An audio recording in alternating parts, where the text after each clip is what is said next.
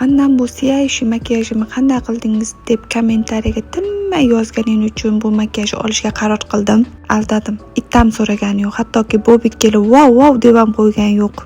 O'zim olishga qaror qildim. So'raysizlarmi, so'ramaysizlarmi, menga paxvoy bilasizlar. Hayotda o'zi ham paxvoy. Men bir makiyaj qilsam yarvaraman bilasizlar. Bu makiyajim ham yorilgan makiyajlardan, to'g'ri makiyajdan emas. Fake up qilib gaplashamiz. Instagramga kirsam hamma gapirib video oladi, havasimni keltirib. Men gapirib video olishni boshlasam, bag'dan Abdug'ani akanikidan, Shamshod akanikidan qilib to'plab kelaman.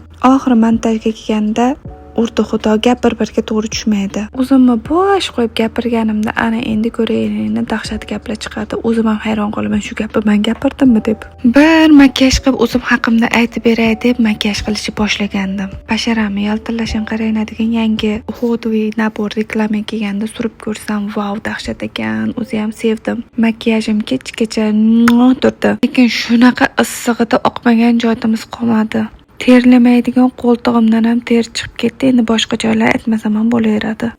Tosh desodorantimiz bor edi-yu, o'shani hamma joyga ko'ti teshigigacha ham surib yuradigan bo'lib qopti. Va meni mekapim, stilim o'rtog'im tug'ilgan kuniga ketdim.